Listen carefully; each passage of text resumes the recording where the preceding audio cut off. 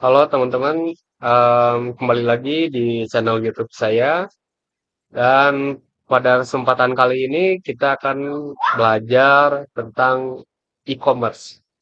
Nah, sesuai dengan tema kita hari ini, yaitu transformasi digital dalam perdagangan dan cara mengoptimalkannya. Berikut adalah profil saya, teman-teman.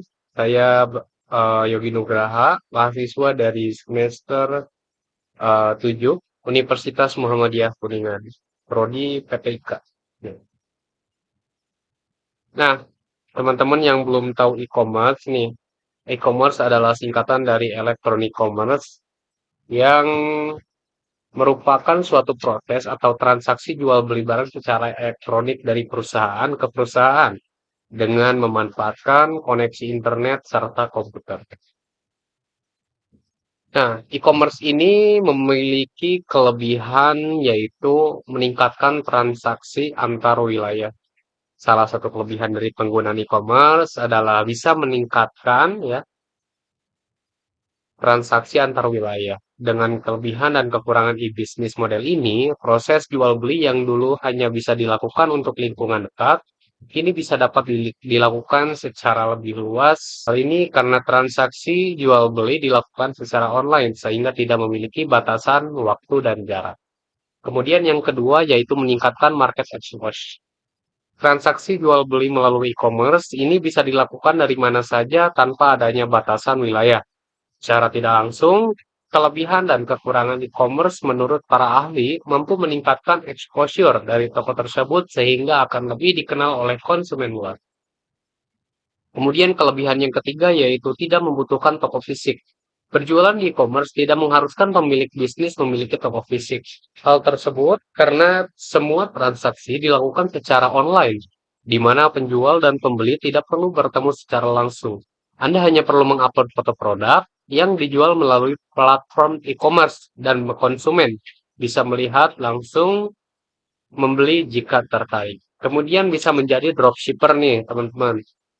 Selain menguntungkan pemilik bisnis, Anda juga bisa mendapatkan keuntungan atau kelebihan e-commerce bagi konsumen. Salah satunya adalah konsumen bisa menjadi dropshipper untuk produk e-commerce yang sedang laku. Selain bisa memberikan keuntungan bagi pemilik bisnis, konsumen juga bisa mendapatkan keuntungan dari sistem dropship seperti ini. Pengelolaan usaha lebih mudah nih yang kelima. Satu lagi kelebihan e-commerce adalah memudahkan dalam pengelolaan usaha. Anda tidak perlu pusing tentang bagaimana proses transaksi dan pengiriman barang karena semua sudah disediakan oleh platform e-commerce.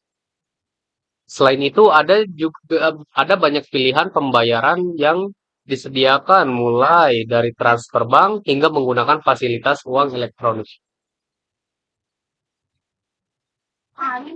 Kemudian dari segi kelebihan, e-commerce juga memiliki kekurangan.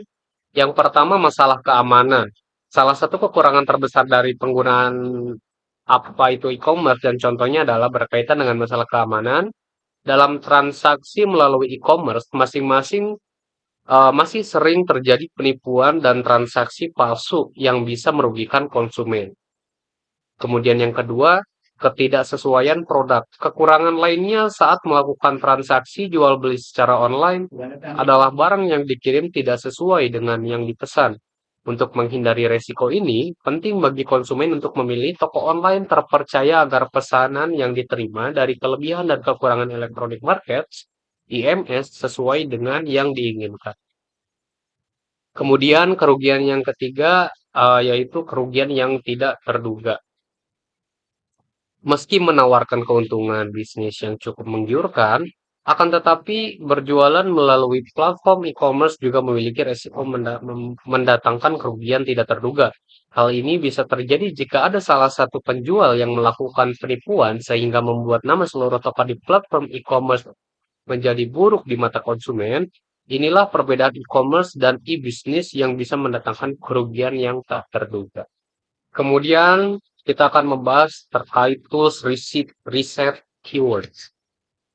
Nah, apa sih tujuan dari riset produk? Yang pertama kita itu bisa mengidentifikasi produk yang paling diminati. Kita bisa mengidentifikasi produk-produk yang paling diminati oleh beberapa konsumen. Tidak mungkin kita menjual produk yang jarang dicari oleh konsumen. Kemudian yang kedua, menganalisis perilaku pembelian konsumen. Kita juga perlu meriset, menganalisis kebutuhan konsumen itu seperti apa. Misalkan contoh ketika COVID-19 yang lalu, konsumen itu perilakunya berubah dari yang sebelumnya, yang dimana kehidupan sebelumnya itu serba konvensional, eh, masih berjalan kehidupan seperti biasa, namun pada saat COVID-19 mereka membutuhkan produk-produk seperti kesehatan, obat-obatan, ataupun eh, untuk menjaga dirinya seperti masker dan lain-lain. Bahkan pada saat COVID-19 pun kehidupan juga sudah terdigitalisasi. Nah, pada saat itu perilaku masyarakat yang berada di dunia ini agak sedikit berbeda. Nah, kita sebagai pengusaha juga harus bisa melihat kondisi tersebut. Begitu. Kemudian yang ketiga ada mengetahui kekuatan dan kelemahan kompetitor. Ini penting. Ketika kita ingin mengupload produk di marketplace kita, kita juga harus bisa melihat produk yang kita jual ini apakah sudah ada yang ngejual atau tidak. Apakah kompetitor kita itu brandnya sudah besar atau tidak. Bahkan terkait harga pun kita tidak bisa semena-menanya mengasih harga cuman langsung gitu. Tetapi kita juga harus bisa melihat, misalkan kompetitor kita harganya sekian, kita gak bisa nih taruh harga yang lebih tinggi, otomatis produk kita tidak akan laku. Oleh karena itu, kita harus menyeimbangkan harga kita dengan kompetitor tersebut yang sudah besar. Selanjutnya yaitu menemukan peluang pasar baru. Nah, kita jangan hanya stuck di situ-situ saja, karena dalam marketplace peluang pasar baru itu sangat banyak. Bahkan terkait periklanan, ketika pengunjung misalkan kita hanya ada yang membeli per hari misalkan 10, kita juga harus bisa aware terhadap peluang-peluang baru yang ada. Kita harus bisa mendapatkan atau menggait konsumen itu lebih dari 10 per hari seperti itu. Nah, ada 3 jenis pengunjung yang ada di marketplace. Yang pertama search engine. Maksudnya ini adalah eh, coba teman-teman pikir, kebanyakan orang ada beberapa mungkin ya yang ketika ingin membeli produk kita itu dia langsung search di marketplace-nya tersebut. Berarti dia ingin membutuhkan barang tersebut sehingga dia harus search. Nah, ini nanti kita juga nyambung nih ke materi selanjutnya terkait penulisan judul produk agar bisa gampang muncul ya ketika di searching oleh konsumen seperti itu. Karena kalau misalkan kita memiliki judulnya terlalu panjang ataupun jauh dari produk yang kita jual, itu akan tertimbun nantinya produk kita tidak terlihat oleh konsumen seperti itu. Kemudian pencarian marketplace. Nah, pencarian marketplace ini biasanya eh, banyak marketplace yang sedang hype, misalkan tentang produk kecantikan. Nah, itu membuat produk-produk kita, misalkan, kita juga harus aware terhadap hal tersebut, gitu. Jadi, kita harus melihat situasi peluang marketplace apa yang sedang booming pada saat itu. Tentunya setiap bulan per hari pun itu beda-beda produknya. Selanjutnya yaitu jenis pengunjung yang datang dari sosial media. Teman-teman mungkin sering melihat gitu ketika eh, bahkan teman-teman sendiri ketika ada iklan misalkan di sosial media, Instagram misalkan, oh ternyata ini cocok banget nih dengan kebutuhan kita. Seperti itu, misalkan kita sedang membutuhkan tas kecil ya, atau pouch gitu. Tiba-tiba ada iklan gitu di sosial media. Nah, akhirnya kita tergiur dan tertarik mengklik link tersebut. Akhirnya kita berbelanja ke marketplace-nya. Nanti di hover, dipindahkan seperti itu. Nah, Kejadian-kejadian seperti ini, jenis pengunjung seperti ini juga banyak yang terjadi karena memang untuk sekarang ya sosial media ads itu sangat membantu bagi para pengusaha untuk mengiklankan produk-produknya tersebut. Selanjutnya di sini ada tools untuk riset keyword. Yang pertama Shopee Seller, kemudian yang kedua Suggest Marketplace, kemudian yang ketiga Suggest Google, kemudian yang keempat itu ada SEMrush ya. Nanti kita akan coba satu-satu bagaimana cara menggunakannya. Yang terakhir itu ada Ahrefs. Nah, selanjutnya saya akan menjelaskan terkait tipe penjual yang keuntungannya kecil dan keuntungannya besar. Kita mulai dari tipe yang keuntungannya kecil dulu. Yang pertama, biasanya tipe-tipe penjual yang mengambil keuntungan kecil yaitu barangnya unik-unik. Mungkin teman-teman pernah beli atau melihat gitu ada eh, apa namanya penjual menjual barang seperti alat pijat elektronik ya seperti itu. Itu harganya memang murah-murah antara 20.000 sampai 30.000 seperti itu. Kemudian alat lain misalkan alat pembersih laptop ya itu harganya seperti kuas, microfiber dan lain-lain. Itu harganya di bawah 15.000 dan itu murah banget. Nah, biasanya mereka ini adalah tipe-tipe penjual yang mengambil keuntungannya kecil seperti itu. Oleh karena itu, mereka barang-barangnya unik-unik semua.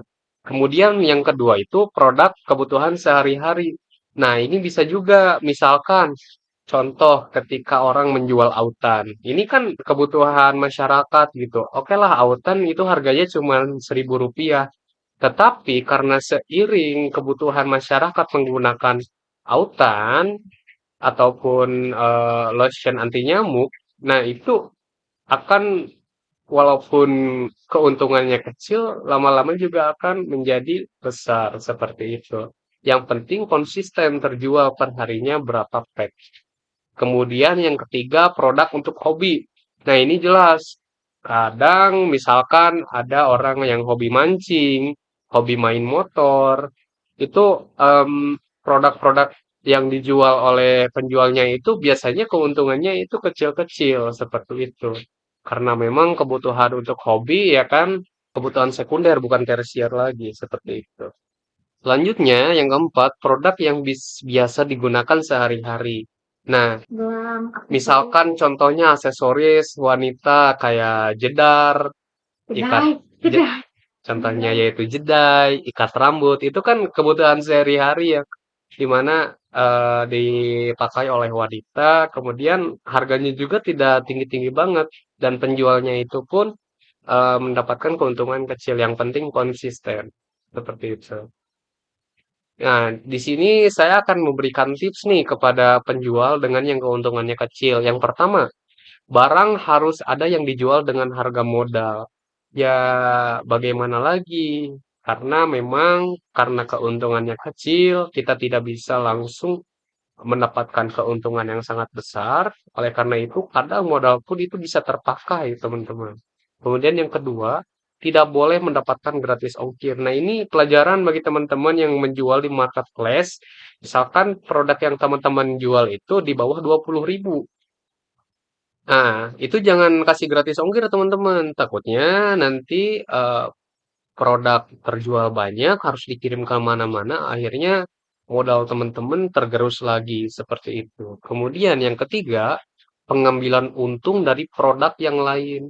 Nah, ini salah satu kuncinya bagi penjual yang keuntungannya kecil. Biasanya penjual-penjual ini produknya itu tidak hanya satu atau dua atau tiga jenis, tetapi banyak teman-teman, macam-macam. Dalam satu toko itu jenis produknya itu berbagai macam. Ada yang keuntungannya pun berbeda-beda tentunya. Ada yang sekian, ada yang bisa melebihi dari 5.000 ataupun ada yang lebih tinggi. Nah, itu bisa saling mengcover nantinya. Adapun ketika produk yang terjual itu hanya mendapatkan keuntungan yang sangat minim, tapi kita bisa mengambil keuntungan dari produk yang lain juga. Kemudian yang keempat, itu tidak boleh semua barang persis dengan orang lain seperti itu. Jadi produknya harus unik teman-teman, nggak boleh kita harus sama. Jadi agar harganya pun nanti ada gap dari produk satu dengan yang lainnya seperti itu. Nah, dari tipe-tipe penjual yang keuntungannya kecil, di sini juga ada tipe penjual yang keuntungannya besar. Nah, biasanya penjual keuntungan besar itu menjual produk seperti apa aja sih? Nah, di sini ada contohnya nih. Yang pertama biasanya produk yang mewah atau luxury goods. Nah, biasanya penjual-penjual yang menjual barang mewah itu keuntungannya wah berkali-kali lipat. Bahkan modalnya tidak seberapa tapi keuntungannya itu lebih besar. Karena memang ini berkaitan dengan gengsi para konsumen juga seperti itu. Yang kedua ada produk premium. Tentu produk yang dijual dengan harga mahal itu tidak jelek ya kualitasnya. Tentu ada pepatah mengatakan ada harga, ada kualitas. Nah, itu memang terbukti teman-teman. Kemudian yang ketiga, produk custom atau handmade. Nah, ini biasanya para seniman seperti itu. Produknya mungkin dengan modal nggak seberapa, tetapi karena karya seni yang dia buat dan unik dengan produk yang lain, oleh karena itu dia bisa mematok harga dengan yang lebih tinggi, sehingga income yang dia dapatkan itu bisa lebih besar juga. Selanjutnya, produk inovatif dan teknologi yang tinggi dengan produk inovatif dan teknologi tinggi. Yang kelima, produk kesehatan dan kecantikan premium. Yang keenam, makanan dan minuman khusus. Yang ketujuh, barang koleksi dan edisi terbatas. Nah, yang ketujuh nih agak unik. Kenapa barang koleksi dan edisi terbatas itu sangat mahal? Mungkin para penghobi kartu-kartu Pokemon nih teman-teman beli kartu tapi puluhan juta. Nah, itu teman-teman juga bisa merasakannya apalagi mendapatkan kartu yang rare ya seperti itu. Nah, ada contoh lain juga kemarin itu ada viral ya terkait boneka Labu Siam, Labubu maksudnya. Nah, karena produknya sangat rare, oleh karena itu banyak sekali orang berlomba-lomba untuk membeli walaupun dengan harga yang wah itu gak masuk akal sih untuk sekedar ya aksesoris seperti itu atau boneka. Nah, kemudian yang kedelapan yaitu layanan eksklusif. Selanjutnya, tip. Nah, saya juga ada tips nih untuk penjual dengan yang keuntungannya besar. Yang pertama, barang tidak boleh ada harga pasti. Nah, mengapa hal ini perlu? Karena setiap hari itu teknologi itu semakin meningkat. Dan juga kebutuhan orang pun beda-beda. Seperti itu sehingga harga yang kita patok itu tidak boleh statis ya teman-teman harus dinamis.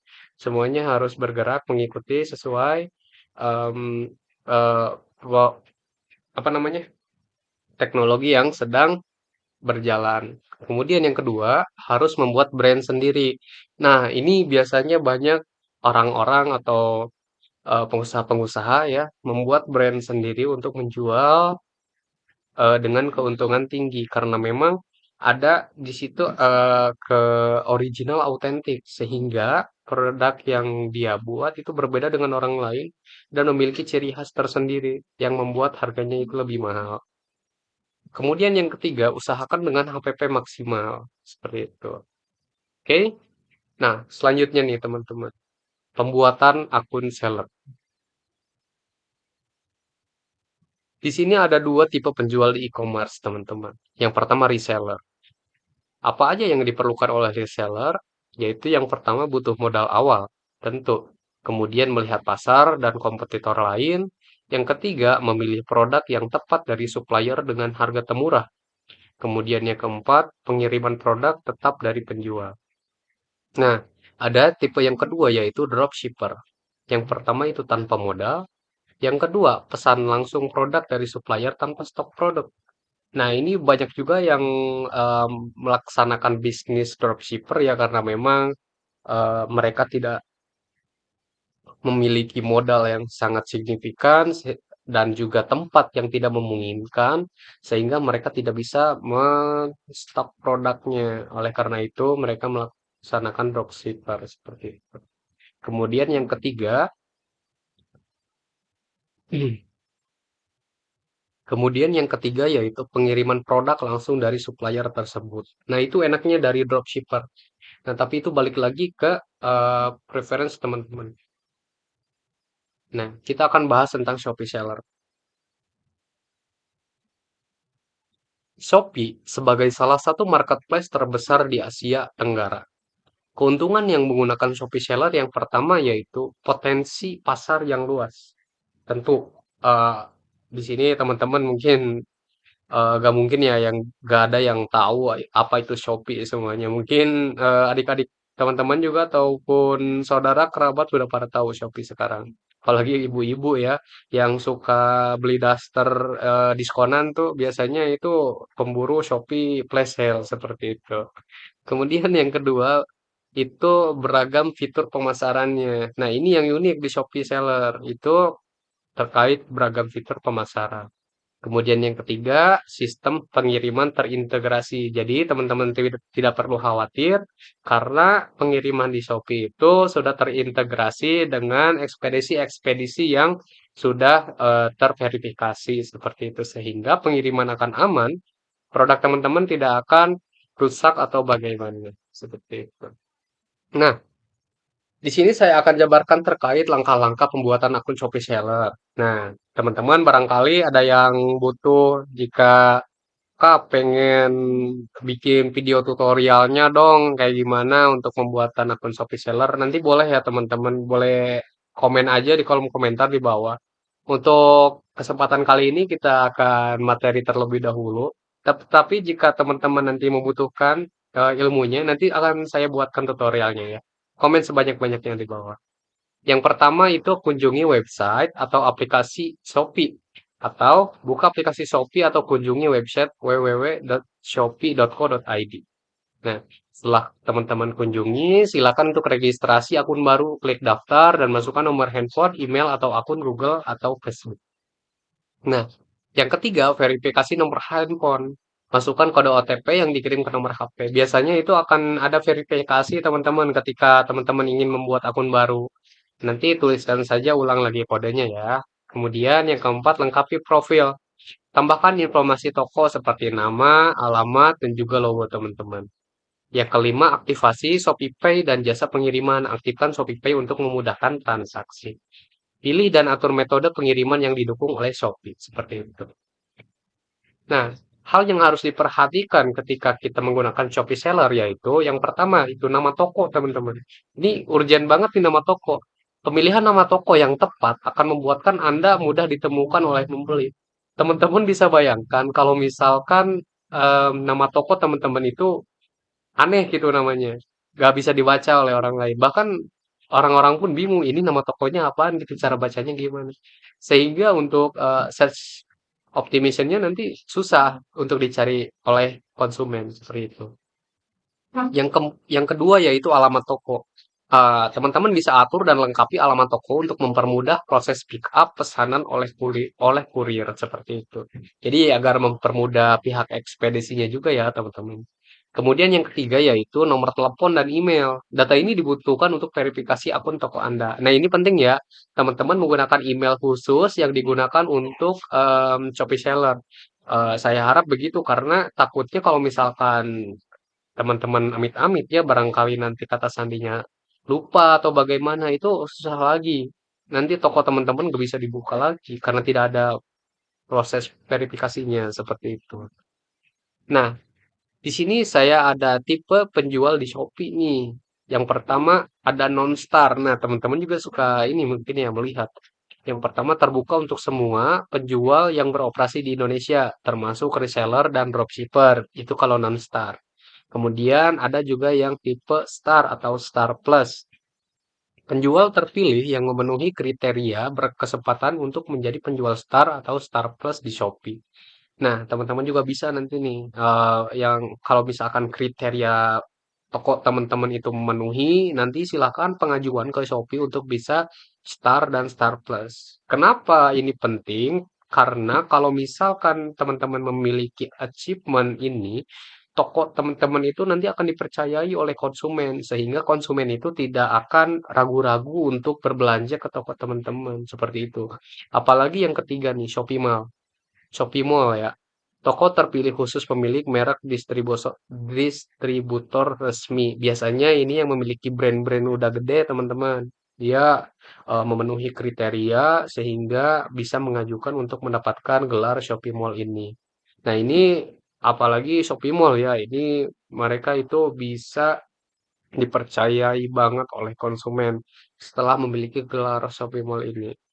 Selanjutnya, kita akan bahas TikTok Seller nih, teman-teman. TikTok sebagai platform media sosial berbasis video yang tumbuh pesat. Nah, di sini ada keuntungan berjualan di TikTok. Di samping Shopee ya, yang pertama, jangkauan konsumen yang luas. Karena TikTok ini juga sudah mendunia ya, teman-teman. Jadi tidak hanya di Indonesia. Oleh karena itu, TikTok itu bisa menjadi salah satu tools untuk kita berjualan, untuk menjangkau konsumen-konsumen di luar dunia, seperti itu.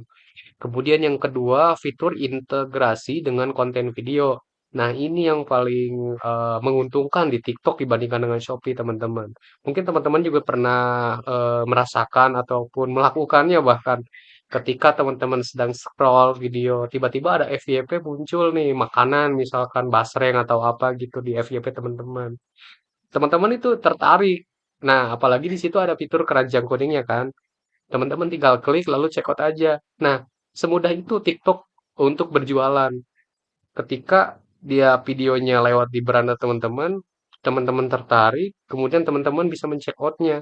Nah, itu algoritma yang digunakan oleh TikTok sehingga eh, apa namanya, orang yang tadinya tidak kepikiran ingin beli barang tersebut, tiba-tiba ingin seperti itu. Nah, berbeda dengan Shopee. Ketika Shopee kan kalau misalkan kita membutuhkan produknya yang kita butuhin banget. Contoh, ketika kita ingin membutuhkan tas gendong, kita searching di Shopee, tas gendong merek apa gitu, cari. Tetapi di TikTok itu bahkan barang seperti apa ya, mesin cukur jenggot gitu kan. Biasanya kita mencukur jenggot secara konvensional menggunakan ya kerokan gitu kan pakai silet. Tetapi ada di FYP tiba-tiba muncul ke beranda teman-teman.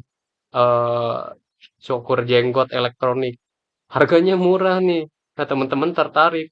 Tadinya kan teman-teman tidak ingin kepikiran untuk membeli barang tersebut, tapi teman-teman ada hasrat, ah kayaknya ini butuh banget nih sama kebutuhan saya, cocok nih, akhirnya check out. Nah itu salah satu keuntungan teman-teman jika menggunakan TikTok Seller seperti itu. Kemudian yang terakhir keuntungannya yaitu potensi viralitas produk. Ketika produk teman-teman unik nih, bisa jadi nih teman-teman akan mendapatkan pasar yang lebih luas lagi ketika video yang teman-teman buat itu bisa viral.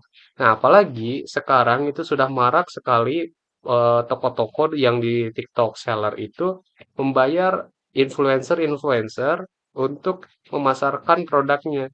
Biasanya kan ketika influencer membuat produk, membuat video, itu dia cepat FYP-nya.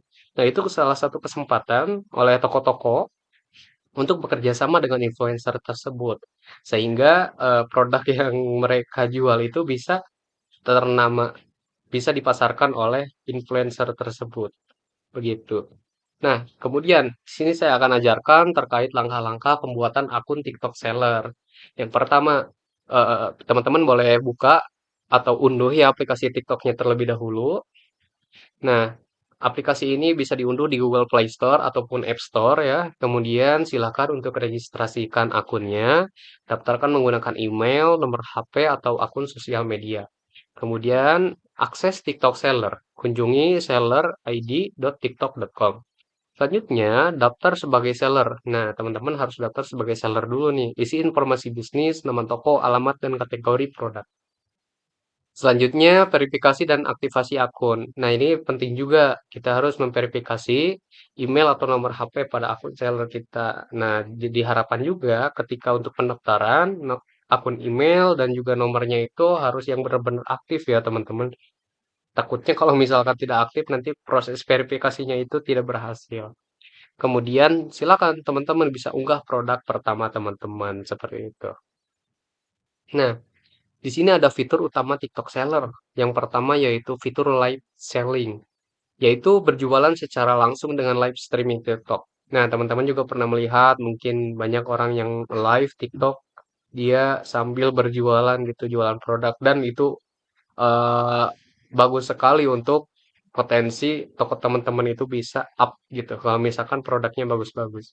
Kemudian yang kedua, promosi melalui video. Nah, ini bisa juga kolaborasi dengan influencer untuk mempromosikan produk tersebut seperti yang saya bilang tadi. Kemudian yang ketiga, pengelolaan produk. Upload produk dengan kategori dan deskripsi yang tepat. Nah, ini penting juga teman-teman. Ketika produk teman-teman diupload, deskripsikan yang baik. Jangan mengada-ngada. Takutnya nanti kalau misalkan ada nih toko-toko nakal biasanya. Oke, fotonya mah bagus, deskripsinya dibagus-bagusin, tetapi barang yang datangnya itu jelek gitu. Nah, ini yang buat konsumen itu tidak percaya lagi ke toko tersebut sehingga tidak membelinya lagi. Nah, ini harap dihindari ya, teman-teman. Kemudian yang keempat itu TikTok Ads. Beriklan produk agar lebih terlihat di pengguna oleh TikTok. Nah, misalkan ketika teman-teman itu membuat video, namun videonya tidak pernah FYP atau bagaimana, teman-teman juga bisa menggunakan fitur TikTok Ads. Sehingga oleh TikTok nanti akan disarankan kepada FYP orang-orang yang menggunakan TikTok di luaran sana seperti itu. Sehingga produk teman-teman itu bisa terlihat oleh masyarakat luas. Selanjutnya nih ada perbandingan TikTok Seller dengan Shopee Seller dari segi fitur ya. Nah, kalau berbasis platform, semuanya berbasis platform. Kalau Shopee Seller itu marketplace e-commerce, kalau TikTok Seller itu media sosial berbasis video. Nah, kemudian jenis promosi, kalau Shopee Seller itu flash sale, Shopee Live, dan voucher. Kalau misalkan TikTok Seller, video promosi dan live selling. Seperti itu. Kemudian target audience, kalau di Shopee Seller itu pembeli di marketplace. Kemudian kalau di TikTok Seller, audiens pengguna TikTok. Gitu. Selanjutnya model penjualan. Kalau di Shopee Seller itu list produk, marketplace. Kalau TikTok Seller, konten video dan juga live streaming. Nah, kita akan mulai ke materi upload produk di marketplace nih, teman-teman. Marketplace. Sorry. Nah, tolong persiapan terlebih dahulu sebelum upload produk. Di sini ada beberapa ketentuan yang harus teman-teman pahami terlebih dahulu ya. Yang pertama, pastikan deskripsi produk teman-teman itu sudah jelas. Buat deskripsi yang informatif dan menarik, mencakup fitur, manfaat, dan spesifikasi produknya.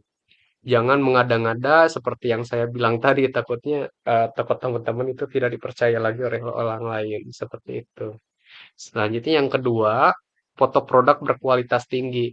Pastikan foto produk memiliki pencahayaan baik diambil dari berbagai sudut. Nah, barangkali teman-teman nih yang masih ngerintis gitu, memiliki device seadanya itu gak apa-apa teman-teman.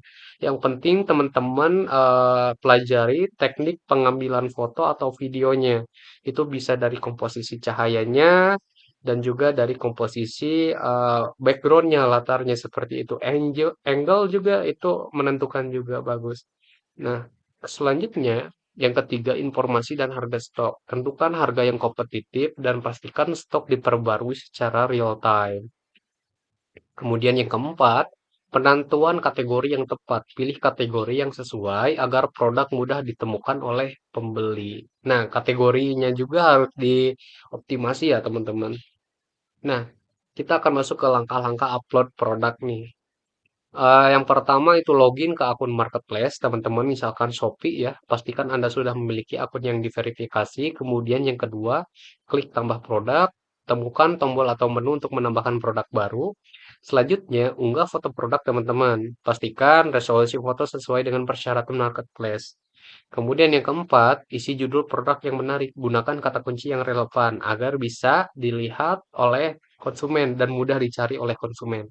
Kemudian yang kelima, isi deskripsi produk teman-teman. Jelaskan keunggulan produknya, bahannya dari apa, ukurannya seperti apa, size-nya ya. Kalau baju itu penting banget size teman-teman. Takutnya eh, kalau misalkan kita beli baju di toko biasa kan kita bisa langsung pakai ya, kan coba bajunya. Tapi kalau misalkan di online kita berbelanja itu kan susah.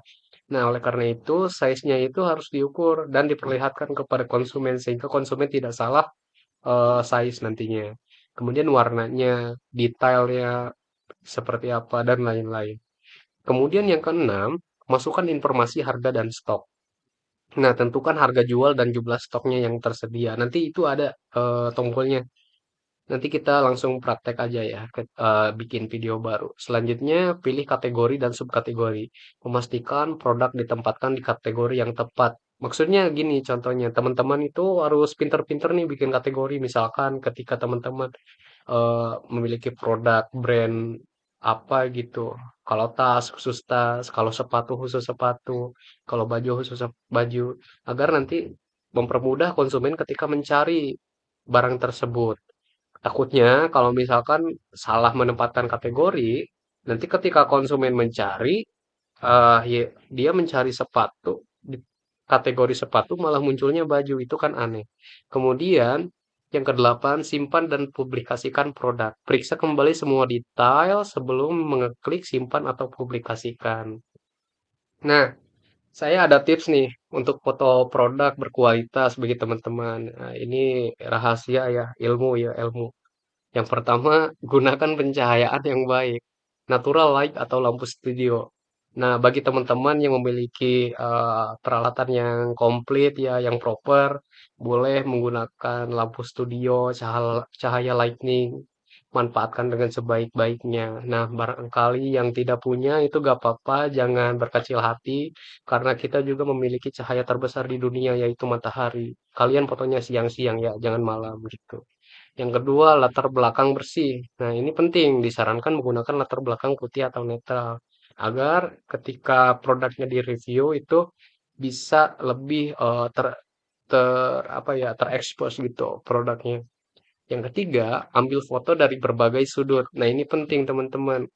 Tampak depan, samping, dan close up.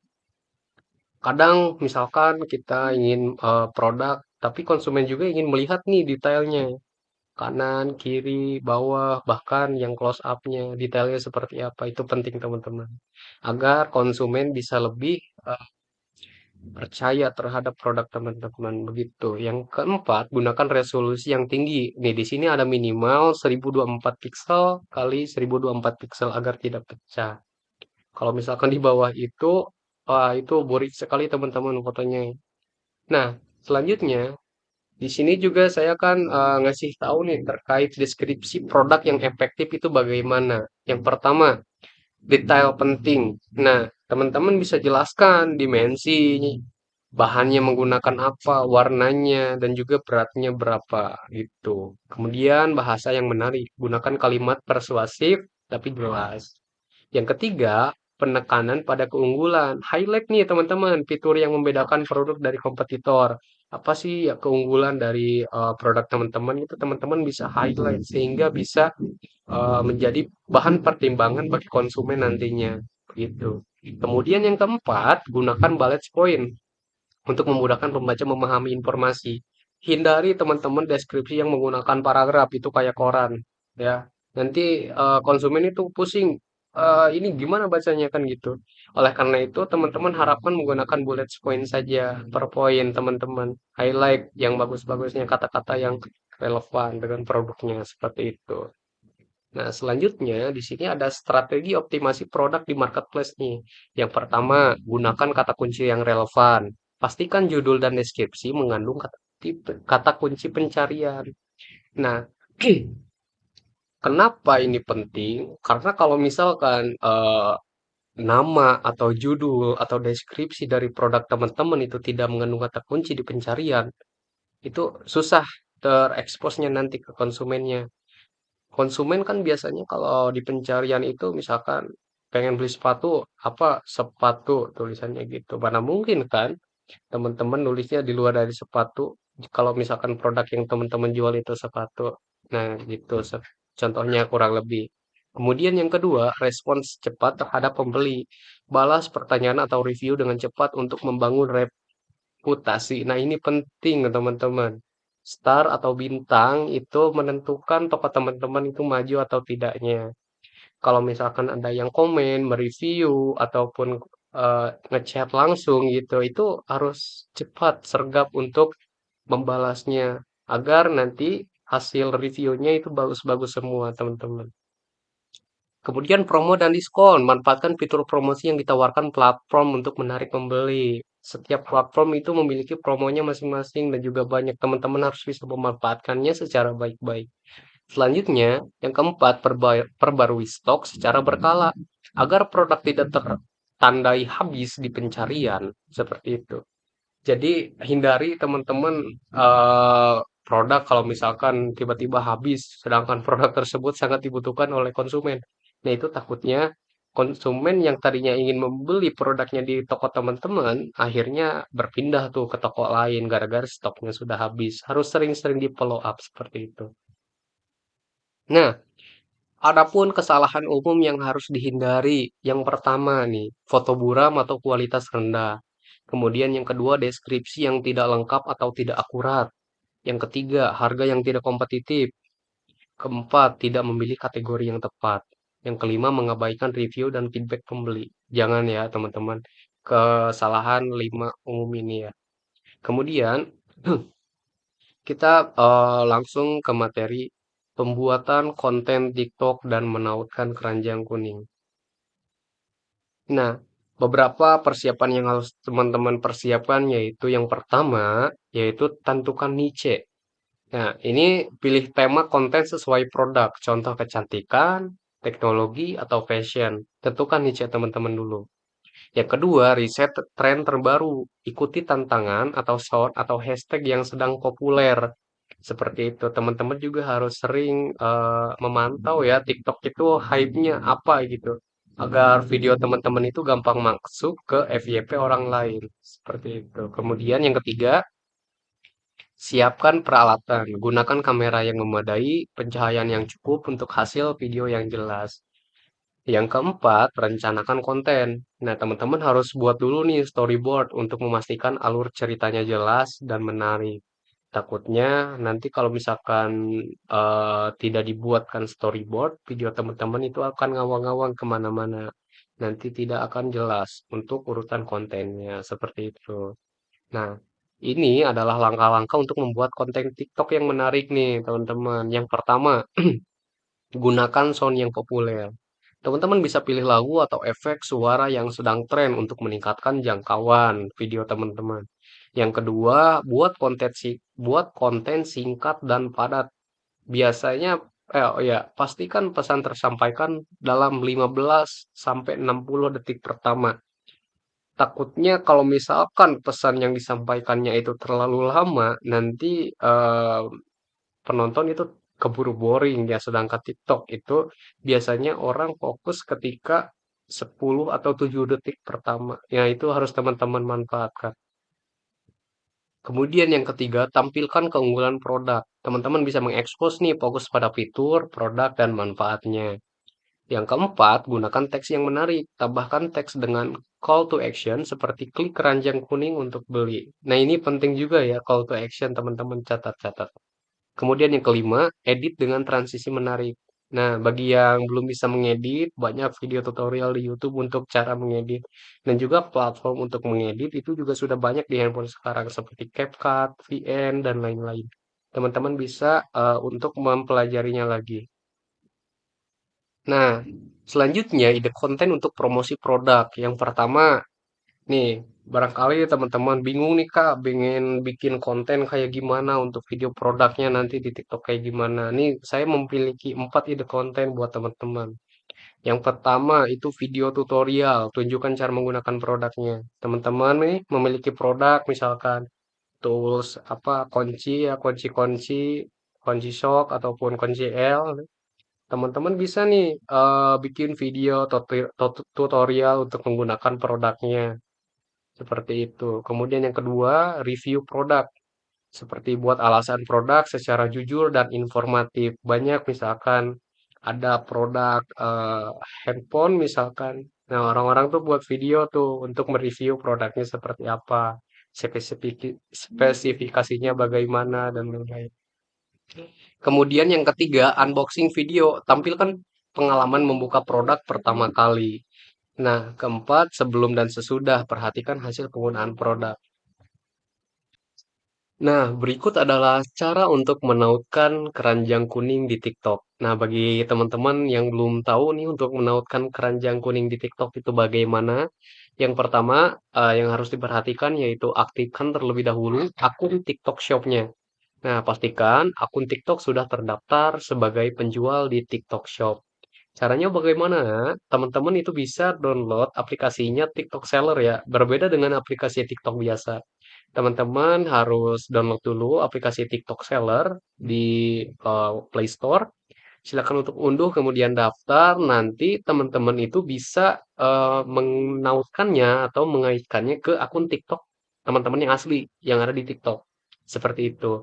Nanti yang kedua, upload upload produk ke TikTok Shop. Nah, teman-teman harus upload dulu nih produk teman-teman di TikTok Shop-nya. Pastikan detail produk seperti nama, deskripsi, dan harga itu sudah lengkap. Nah, yang ketiga, buat konten dengan tautan produk.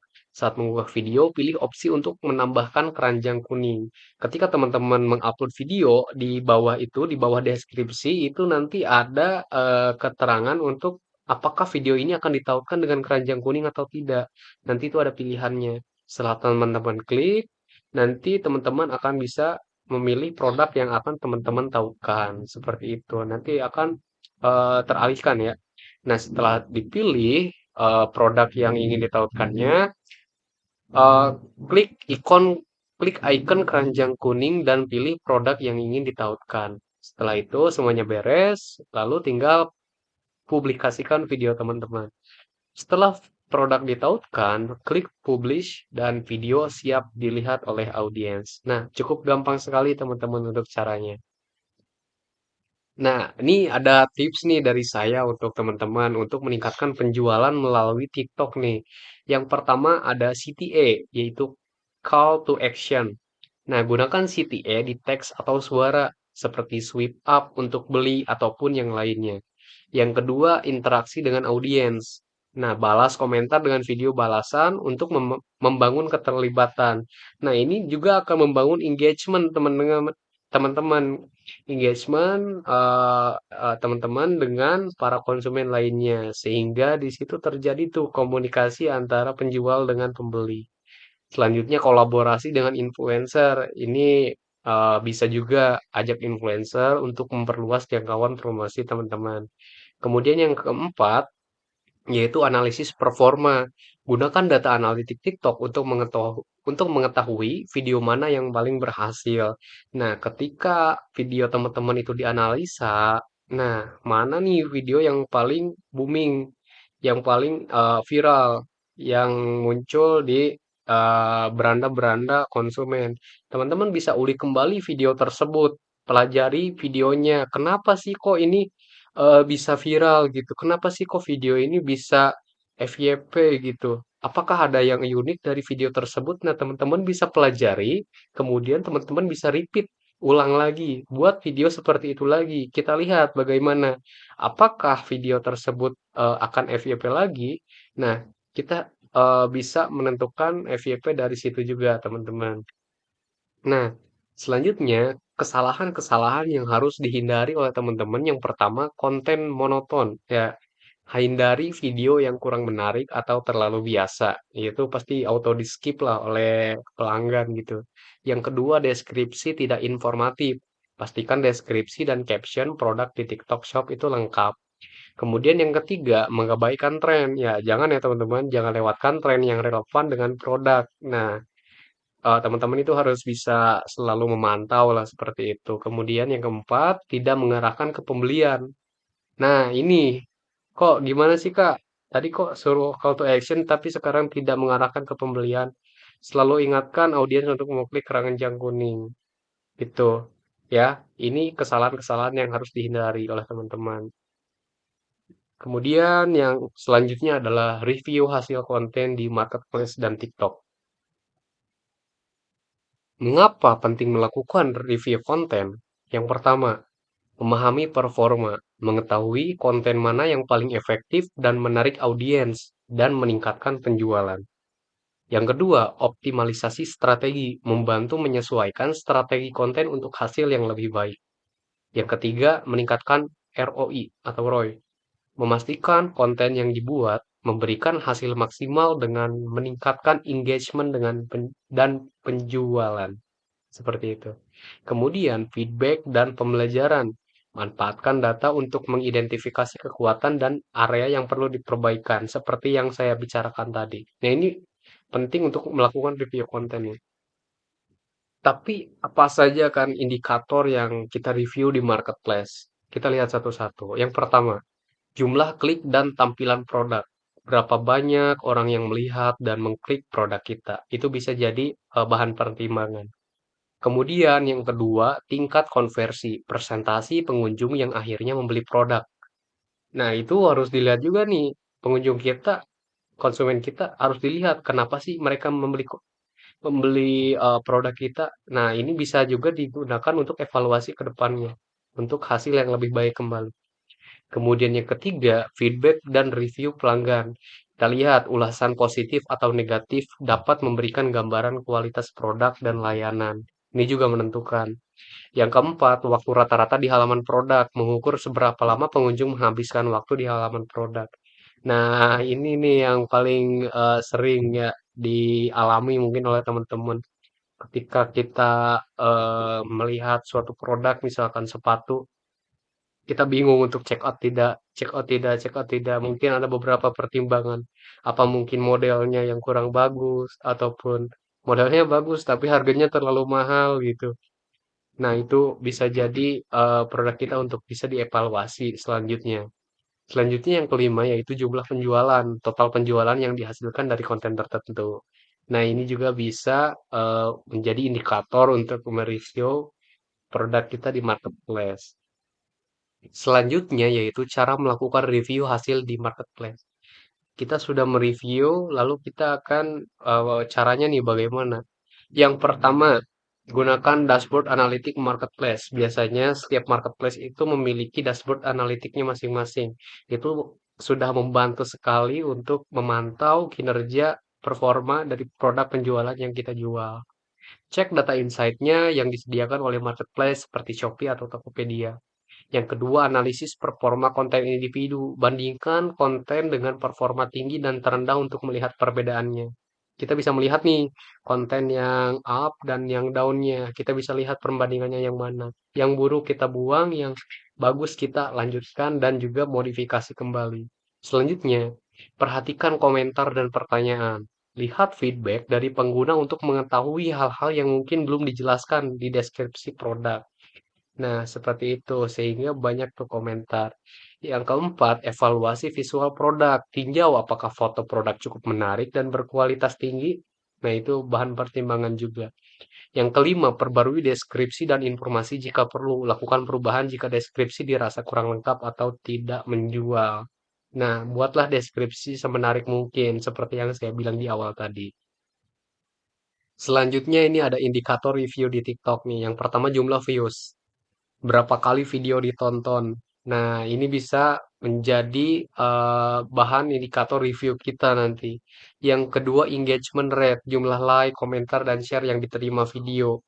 Nah, oleh karena itu, makanya saya harap teman-teman itu ketika membuat video, buatlah video yang sekiranya akan menciptakan engagement dengan konsumen, sehingga video tersebut akan hidup, kemudian bisa menjadi bahan share bagi konsumen nantinya. Nah, ini video menarik, saya share ke orang lain. Akhirnya video kita banyak direview oleh orang banyak, seperti itu. Kemudian jumlah klik keranjang kuning, berapa banyak penonton yang tertarik membeli produk setelah menonton video. Kita juga bisa melihat tuh. Kemudian yang keempat adalah retention rate. Seberapa banyak penonton yang menonton video sampai selesai. Nah, ini penting juga teman-teman. Apalagi di TikTok ya. Banyak video-video misalkan orang nonton hanya 10 detik pertama, sedangkan videonya ada 30 detiknya. Mengapa hal tersebut terjadi? Apakah video kita monoton atau bagaimana? Nah, itu kita bisa tingkatkan lagi. Oleh karena itu, seperti yang saya bilang di awal bahwa ketika teman-teman membuat video itu, gunakanlah sebaik-baiknya video dengan opening yang menarik. Karena orang itu akan tertarik di detik-detik awal seperti itu. Sehingga akhirnya mereka menonton video sampai akhir. Kemudian yang kelima, jumlah followers baru. Apakah konten tersebut membantu meningkatkan jumlah followers kita? Yang keenam, komentar positif atau negatif. Feedback yang diterima pada video untuk mengetahui pendapat audiens. Ini penting juga, teman-teman. Selanjutnya, cara untuk melakukan review hasil di TikTok bagaimana? Yang pertama, cek inside TikTok. Gunakan fitur analitik TikTok. Nah, TikTok juga memiliki fitur analitiknya untuk melihat data performa video seperti views-nya, retention rate-nya, dan engagement-nya. Yang kedua, perhatikan tren interaksi, tinjau komentar dan pertanyaan untuk melihat minat audiens dan potensi peningkatan. Yang ketiga, evaluasi kesesuaian konten dengan tren. Nah, kita harus melakukan review nih, apakah konten kita sesuai dengan tren yang ada atau tidak. Lihat apakah konten yang dibuat sesuai dengan tren yang sedang berlangsung di platform tersebut. Nah, selanjutnya, cara melakukan review hasil dari TikTok. Yang keempat nih, ada review call to action-nya, CTA-nya. Pastikan CTA yang digunakan efektif dan mengarahkan penonton ke keranjang kuning untuk link pembelian. Yang kelima, kolaborasi dan duet. Tinjau performa konten kolaboratif dengan influencer atau konten duet. Nah, ini ada strategi optimalisasi berdasarkan hasil review. Yang pertama, ubah konten yang kurang efektif. Sesuaikan konten yang tidak mendatangkan hasil yang diinginkan. Kemudian yang kedua, eksperimen dengan format baru. Nih, coba teman-teman variasikan format konten seperti video pendek, live streaming, atau tutorial. Yang ketiga, perkuat CTA-nya, call to action-nya. Pastikan CTA lebih jelas dan menarik perhatian. Yang keempat, konsisten dalam jadwal posting. Ini penting juga teman-teman. Publikasikan konten pada waktu optimal untuk audiens Anda. Agar video yang teman-teman buat itu bisa terus masuk ke beranda orang lain. Teman-teman harus konsisten untuk membuat video setiap minggunya. Yang kelima, gunakan insight untuk targeting. Sesuaikan target audiens berdasarkan insight yang diperoleh. Nah, ini ada kesalahan umum dalam review konten nih, teman-teman. Ini harus teman-teman hindari. Yang pertama, mengabaikan feedback. Tidak memperhatikan komentar atau saran dan audiens. Jadi nutup telinga gitu ya. Ini harus teman-teman hindari juga, teman-teman. Yang kedua, mengandalkan satu jenis konten. Nah, itu jangan ya, mengandalkan satu jenis konten, tidak mencoba variasi format atau tema konten yang baru. Teman-teman itu harus improve untuk bisa membuat konten-konten yang terbaru dan sesuai tren yang ada kalau di TikTok. Yang ketiga, tidak melakukan perbaikan. Nah, ini kesalahan besar juga nih, tidak memperbarui konten meskipun ada penurunan performa. Yang keempat, mengabaikan waktu posting. Tidak menyesuaikan waktu unggah konten dengan kebiasaan audiens. Nah, teman-teman juga ini harus melihat nih waktu untuk posting video teman-teman. Ini ketika kita siklus kehidupan masyarakat, kita itu harus menganalisanya bagaimana. Misalkan contoh, ketika kita mengupload video untuk produk tertentu yang biasanya dipakai oleh orang-orang yang sudah kerja misalkan, kita upload kontennya itu di waktu-waktu jam kerja, misalkan dari jam 8 sampai jam 4. Nah, itu jangan teman-teman. Teman-teman harus uploadnya malam. Karena apa? Ketika malam, orang sudah pulang kerja gitu ya. Ketika mereka ada waktu luang di situ mereka sedang scroll sosial media. Nah, di situ adalah kesempatan di mana kita bisa memasukkan video kita agar bisa langsung dilihat oleh para konsumen halayak yang banyak seperti itu. Dan juga kita harus misalkan kita jual produk tentang terkait produk-produk mainan anak-anak. Nah, anak-anak ini biasanya jam berapa sih nonton HP-nya gitu? Biasanya itu di pukul 7 sampai jam 9 pagi. Karena apa? Ketika ibunya sedang memasak ataupun mencuci, biasanya anaknya suka dikasih HP. Nah, suka nonton TikTok. Jadinya mereka kadang suka scroll kayak gitu. Nah, itu penting ya, teman-teman. Terima kasih. Nah, Begitulah materi yang bisa saya sampaikan kepada teman-teman semua. Semoga video yang saya sampaikan, ilmu yang saya sampaikan itu bisa bermanfaat bagi teman-teman semuanya. Semoga ketika ilmu yang masuk ini, teman-teman bisa langsung action ya. Jangan hanya melihat materinya saja, mendengarkan materinya saja, tetapi jika tanpa action, apalah gunanya ilmu yang kita dapatkan seperti itu. Dengan tagline saya, semuanya akan mudah jika kita sudah memulai dan berani mencobanya. Saya Yogi Nugraha, terima kasih. Wassalamualaikum warahmatullahi wabarakatuh.